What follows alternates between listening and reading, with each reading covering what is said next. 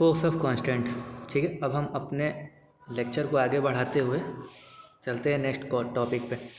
Force of constraint क्या होता है। ठीक है, तो constraint are always related to a force which restrict the motion of a system. This force are called force of constraint.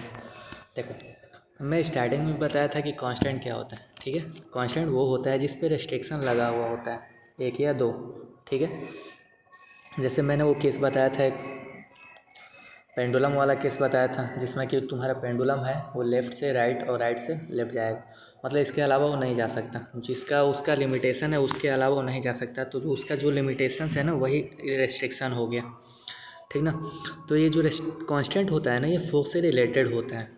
ठीक ना, रेस्ट्रिक्ट द मोशन, और ये मोशन को रेस्ट्रिक्ट मतलब बाधित करता है, रोकता है of a system. This force are called force of constraint. ठीक है, अब देखो एग्जाम्पल में क्या बोलते हैं।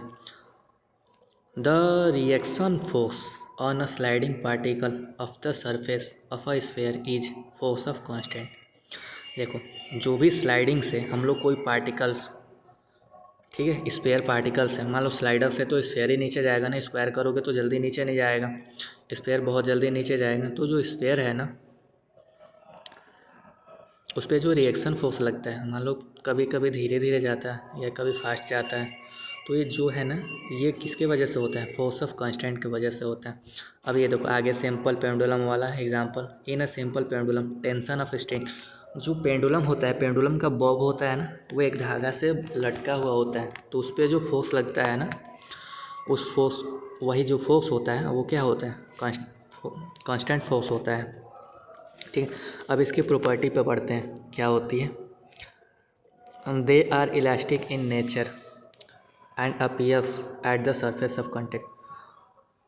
जो कांस्टेंट फोर्स होता है वो इलास्टिक होता है, ठीक है, और appears in surface of contact, और हमेशा जो कॉन्टेक्ट में सरफेस पे रहता है ना, मतलब जैसे स्लाइडर पे से स्फीयर जब नीचे स्लाइड हो रहा था तो वो आपस में चिपका हुआ था ना, कॉन्टेक्ट में था ना, तो क्या हुआ, वो आपस में क्या रहेंगे, कॉन्टेक्ट में रहेंगे। ठीक है, दूसरा, the effect of constraint force is to keep the constraint relation satisfy. जो इफेक्ट ऑफ कांस्टेंट फोर्स का जो इफेक्ट होता है वो कांस्टेंट रिलेशन को सेटिस्फाई करने के लिए होता है। ठीक है,